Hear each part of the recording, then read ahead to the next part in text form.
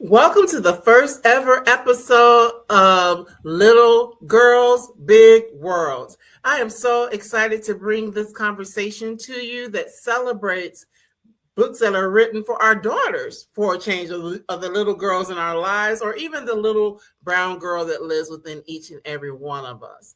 Many of you may not be aware that when I first thought of a Brown Girl Collective, it came on the heels of going out shopping one year for some little girls that were a part of my life that were 3 and 4, and I went out, looking for some stuff that represented them. And I'm like, well, where are the things for all the little brown girls?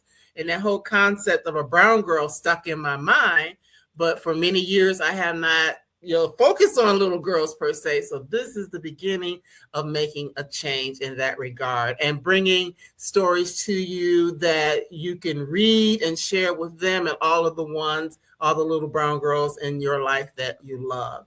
And with this being the first episode, I wanted to come out bringing the heat, right? So we are coming with the heat with a Black girl and her braids. Look at that. Isn't that beautiful? Isn't that beautiful? I really can't wait for us to get into it. So the author of this book has done so on the heels of a poem that has been viral for quite a while online, and that person is Jaylene Clark Owens. Now, she is a vibrant and imaginative soul hailing from Harlem, New York, and currently residing in the greater Philadelphia region. She is an Aldelco and Barrymore award-winning actress and a highly acclaimed spoken word poet.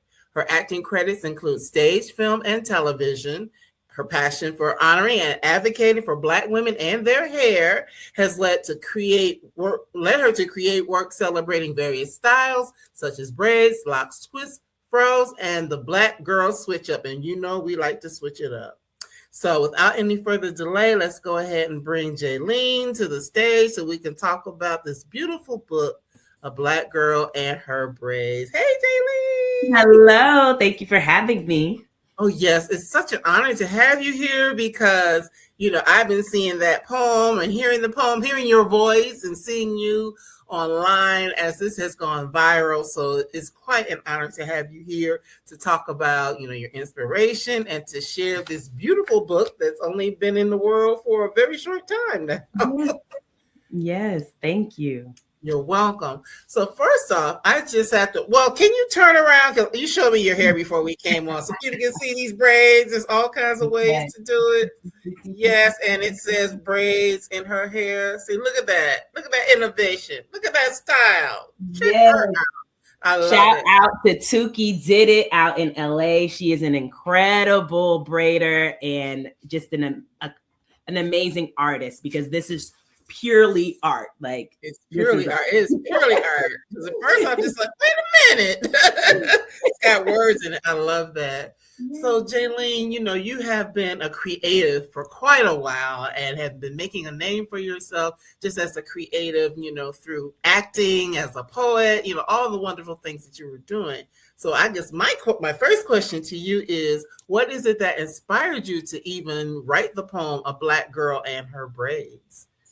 Well, I am just on the heels of a visit coming back from California and from Los Angeles. And that's actually where I first got the inspiration to create A Black Girl and Her Braids. Back in 2021, I was just I was going to visit my friend Hollis. She had just moved out there, and I got these medium knotless braids from Valley African Hair Braiding in Philly. And, I just felt really good with the braids. As we were out there, we were on Rodeo Drive, just taking pictures and frolicking around, Black girl joy. And I was like, it is a very special and unique feeling to be a Black girl and have braids. It's like a immediate confidence booster, and you just feel so good with the braids. So I said, I want to capture this feeling in a poem because I am a spoken word poet. And when I feel something strongly, deeply, it's moving, it's resonating, I'm like, I want to write about it. So while I was there in Hollis's bedroom, we were getting ready to go out. I think she had went to the store. And so I was just there. I had some alone time. And the song just came to me, A Black Girl and Her Braids. A black girl in her braids. Can't tell her nothing. Please don't touch it. She looks amazed. Yes. And that was it. and I recorded it on my voice note. And I said, all right, when I get home, I want to do a poem with that in the beginning. And I want to make sure that I incorporate information about the Crown Act, because this was 2021 and the Crown Act had just been released as legislation in 2019. So I said, I really want to make sure that I include that. And so I wrote the poem, and I said, I don't just want to release it as just me standing there performing it. I want to do a nice visual. So I collaborated with some artists here in Philly, Taj and Sunny, and we created A Black Girl in Her Braids, the poetry video, and I released it online, and that is what went viral. Yes. And so it all stemmed from feeling good about being a Black girl, having braids, and then wanting to advocate for the Crown Act. That was the initial inspiration for writing the original poem. Oh, wow. And I love that so much. I have to show you. I showed this to Jaylene before we came on, talking about a Black girl in her braids. That's me back in the day.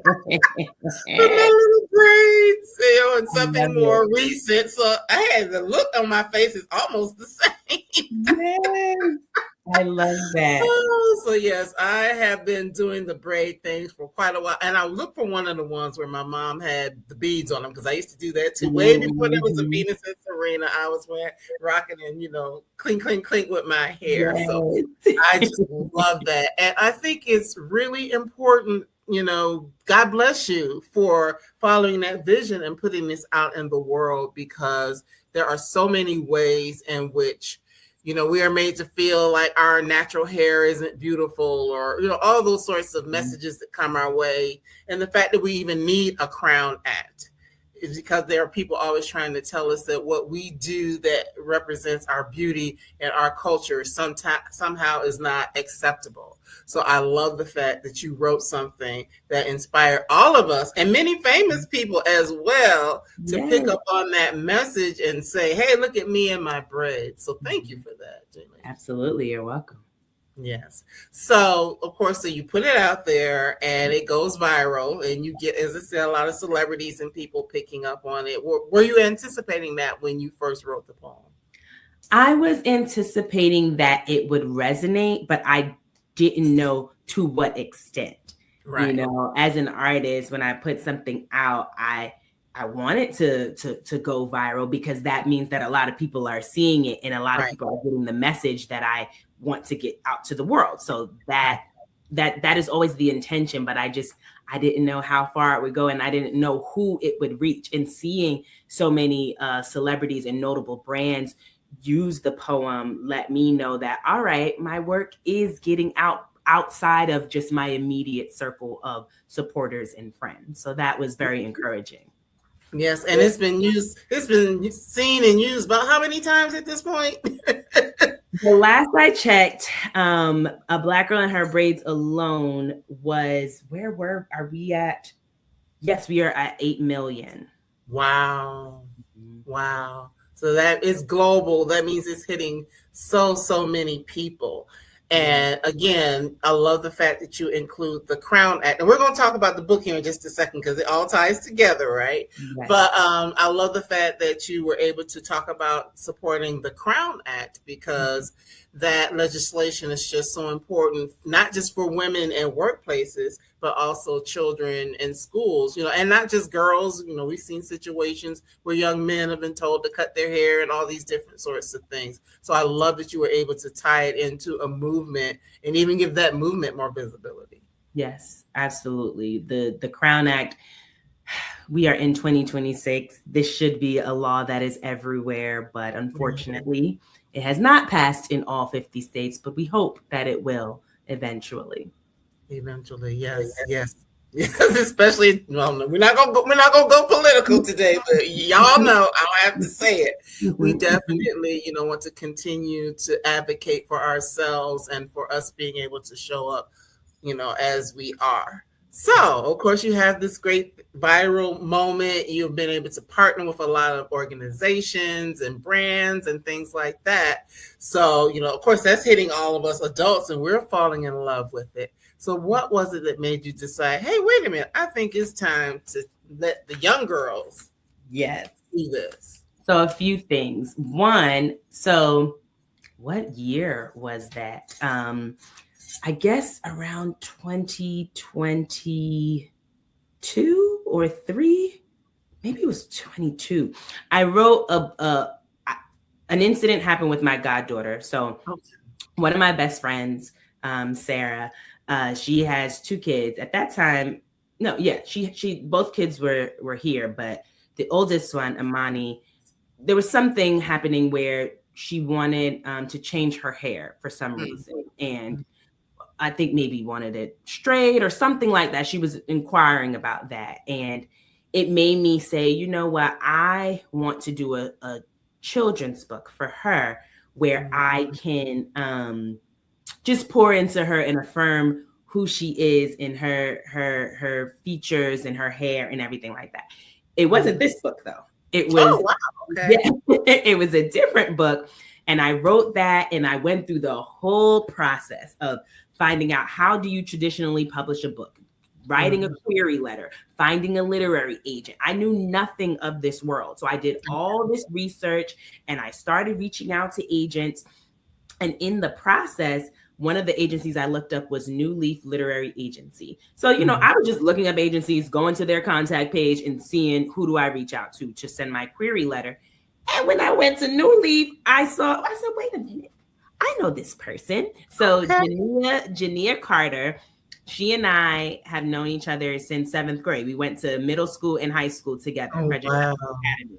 And I knew she loved books just based on like following her on socials, but I didn't know she was a literary agent. So I reached out to her and I was like, oh my goodness, girl, hey. I had this query letter. I sent it to her. She did like the concept of the book, but at that time she was an associate agent. She pitched it. It didn't really go anywhere. And she was like, well, if you wait a year, you know, I'll be an agent in a year and perhaps I can represent you myself. Okay. I love that. So the year came, I revisited that conversation again, but still nothing happened with that particular story. So then I started thinking, you know, I'm seeing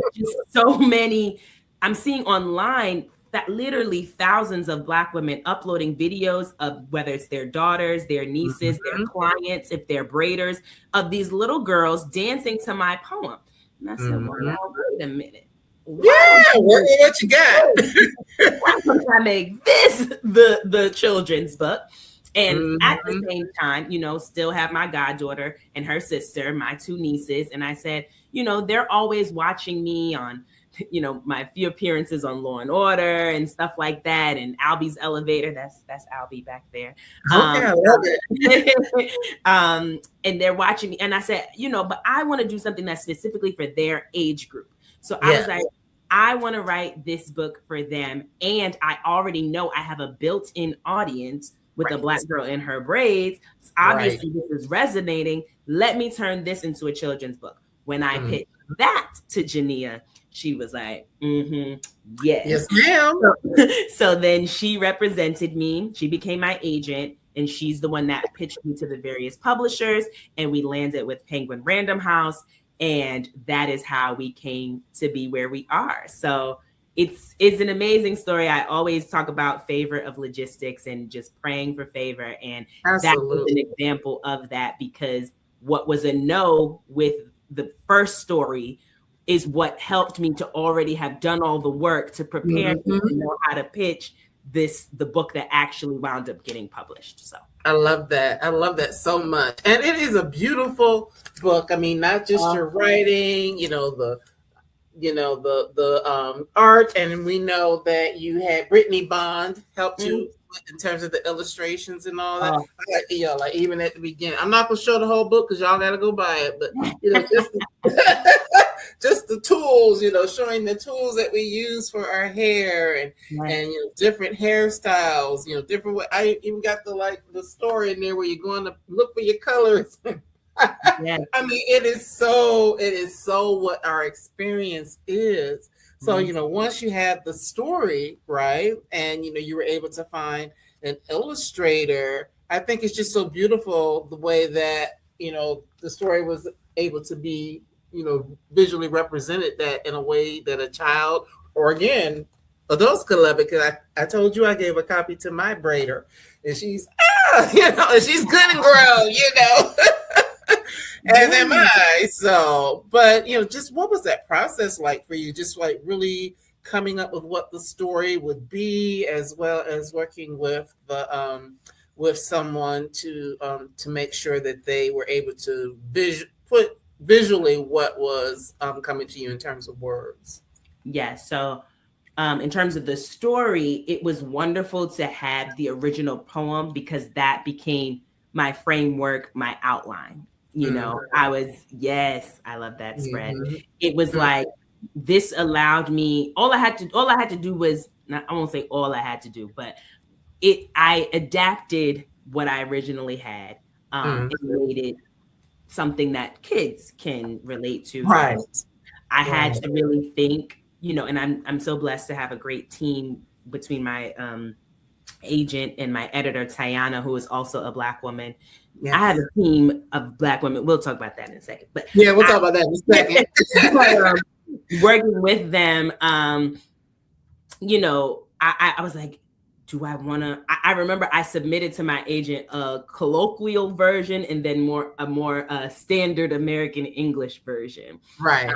I wanted to do the colloquial one, but I said, let me send this as well because it is for kids. But the reality is that a lot of our children do speak colloquially. So I was very grateful that they allowed me to have the colloquial version and use a bit of our vernacular in the story. I didn't use it in every single sentence, but there were certain things I wanted to keep, like, a Black girl in her braids be the best, or ain't nothing in this world like a Black girl in her braids. Like, I wanted to make sure that language stayed because it's true to who I am.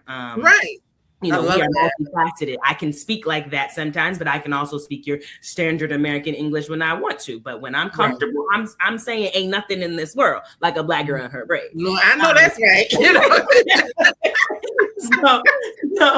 So I was happy about that. That made the writing pleasurable and fun. To adapt it. And then in terms of the illustrations, the publisher sent me maybe 2 or 3 different illustrators. And they just send them with work that they've already done. It's not even like they're drawing stuff for the book. You're just looking at what they already have first. And you then have to decide, which had me stressing because I'm like, I don't know. Which one do I choose? But when I saw Brittney Bond's design, her illustrations, and I saw some of her pictures where she drew braids, I was like, yes, because the way she drew the braids it was very detailed. And I said, this is what I need in a book about braids. You have to be able to draw extremely detailed braids. And so I went with her, and that was the best decision ever because she truly, like, the publisher asks you to write, like, for each page, for each spread, what do you want to see? And I give like a 2-sentence description. And Brittney took those 2 sentences and truly brought my vision to life, added some of her own vision in there. And it's incredible. Like, I wanted those little details, like you were talking about the hair tools. I said in the African hair braiding shop, I need to see hair on the floor because that she put that, like, she's phenomenal. And listen, if you're looking for an illustrator, Brittney Bond is just fantastic. It's beautiful. It's beautiful. And I'm looking at this hairstyle here. It looks very similar to the hairstyle you have right now. It is the braided baldy. That is the braided baldy. And this is the braided baldy. I had to put that on there. Shout out to Tuki. Tuki did it out in LA. Brittney, she captured it all. I love that. I love that so much. And you know what? I don't know if you had a chance. Well, you are an actor. So I don't know if you had the chance to see Jaja's African hair braiding. Yes, I did. I did. As I was reading this, I was thinking about Jaja's. Yes. Shout out to Jocelyn. Yes. Yes. So yes, that's beautiful. So I love that everything just worked together for all things work together for the good. Yes. And like you mentioned, because I worked with one of the people on your team, Jaleesa, to even get you here. Jaleesa is another sister, right? But Yes. I love the fact that your entire team that helped you to pull this together and bring it, birth this baby into the world was all Black women. So I know that was an awesome experience. Yes. And it's very rare. Coming into the industry, you hear how it is 70%, white and mostly white women. And, I am blessed that my agent, my editor, my Penguin publicist, my the producer of the audiobook for A Black Girl and Her Braids, the director of the audiobook for A Black Girl and Her Braids, and the social media coordinator for Penguin Kids are all Black women.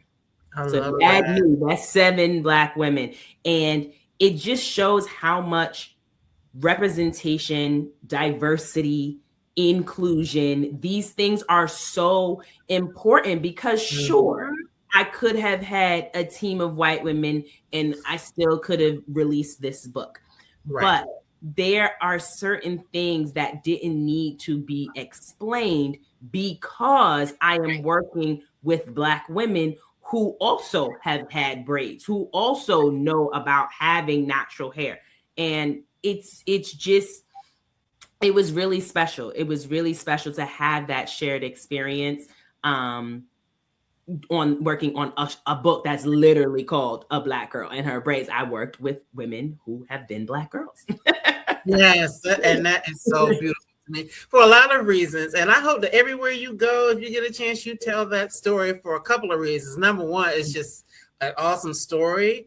But, a lot of the things that I've done over the years with Brown Girl Collective in general, and just, talking to authors and things like that, it's the representation and people understanding what's available to them. Because even calling this show Little Girls, Big Worlds is to understand that there's a big world out there. Mm-hmm. And a lot of times, if you don't see somebody like you doing a thing or know that somebody that looks like you is doing a thing, you might not think that it's open to you or available to you. So I think that story will let, the little brown girls out there in the world and others, but we starting at home, and expand out, but let people understand that you can, be a publicist, you can work, you can be, an illustrator, you can do all of these things. And there are other people who already walked this path. And hey, you can rock your braids or your fro or your locks or, whatever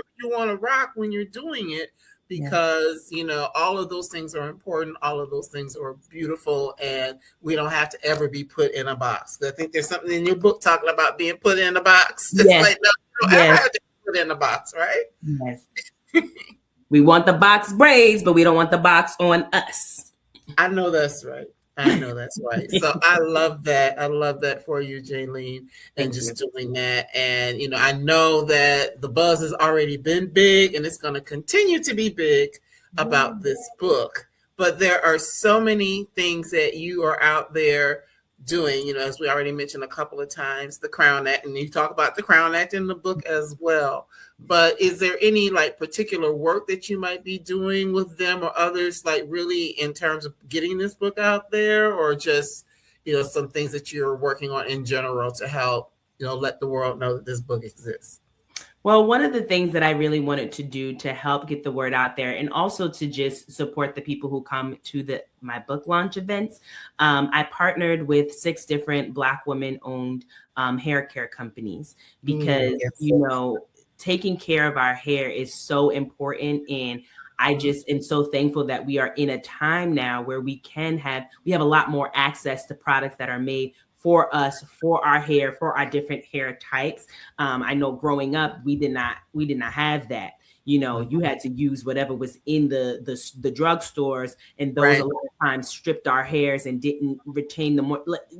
So I wanted to partner with these brands. So that is one thing that, and I knew, if I partner with the brands, hopefully they'll also share about the book. And so that mutual partnership has been wonderful. So shout out to Doso Beauty and For You by Tia and Talia Wajid and Magic Fingers Institute and Pattern Beauty.